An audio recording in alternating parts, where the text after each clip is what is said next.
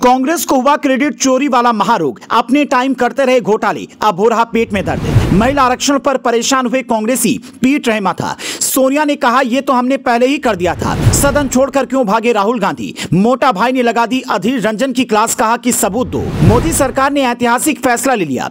सरकार महिलाओं को विधानसभा और लोकसभा में 33% आरक्षण देने जा रही है। फिर क्या था, कांग्रेसी फिर से शुरू हो गए। 2014 से पहले कांग्रेस वाली यूपीए सरकार भारत में 10 साल तक रही। 2004 से 2014 तक देश में कांग्रेस का शासन था, लेकिन इस पूरे कार्यकाल में जो देश की जनता को मिला वो था घोटाला, घोटाला, घोटाला, घोटाला। केवल घोटालों से देश चलाने वाली कांग्रेस को आजकल नया शौक चढ़ा है। कांग्रेस विपक्ष में है, उनके हाथ में कुछ है नहीं, लेकिन जब भी मोदी सरकार कोई बड़ा निर्णय लेती है तो कांग्रेसी उछलने लगते हैं। सोनिया गांधी से लेकर आम कांग्रेसी नेता तक बताने लगते हैं, ये तो हमारे टाइम हुआ था। हाल ही की कुछ घटनाओं पर बात कर लेते हैं। घटना नंबर 1, इसरो ने सफलतापूर्वक चंद्रयान 3 मिशन को पूरा किया। पूरा देश झूम उठा। देश दुनिया से भारत को बधाई संदेश मिलने लगे। इसी बीच कांग्रेसी बेहद परेशान दिखे और चंद्रयान की सफलता का श्रेय नेहरू को देने लगे। घटना नंबर 2, नए संसद भवन और सेंट्रल विस्टा प्रोजेक्ट को रोकने के लिए कांग्रेस और विपक्षी दलों ने कोई कसर नहीं छोड़ी।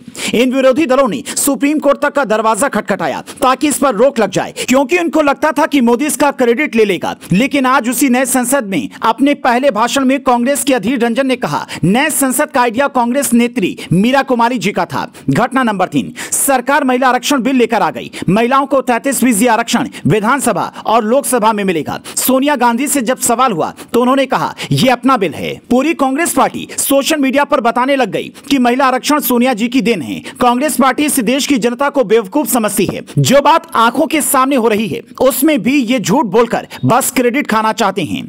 महिला आरक्षण पर सोनिया गांधी की योगदान का सच ये है कि 2010 में महिला आरक्षण बिल राज्यसभा से पास हुआ, लेकिन सोनिया गांधी वाली मनमोहन सरकार महिला आरक्षण बिल को लेकर कभी लोकसभा गई ही नहीं। कांग्रेस की क्रेडिट चोरी देश की जनता भली भांति समझती है। कांग्रेस के सहयोगी दलों और कांग्रेस सांसदों के विरोध के कारण 2010 में महिला आरक्षण बिल लोकसभा में पास हुआ ही नहीं। मोदी सरकार का नारी शक्ति वंदन अधिनियम कांग्रेस के 2010 वाले बिल से बिल्कुल अलग है। सरकार जाने की डर से सोनिया गांधी वाली कांग्रेस ने 2010 में महिला आरक्षण बिल को ठंडे बस्ते में डाल दिया। कांग्रेस और सोनिया गांधी बुरी तरह से सरकार के इस कदम से घबरा गए। उनको डर है कि बीजेपी इसका फायदा चुनाव में ना ले ले। मोदी सरकार का नारी शक्ति वंदन अधिनियम 2024 चुनाव में मास्टर स्ट्रोक साबित होने जा रहा है।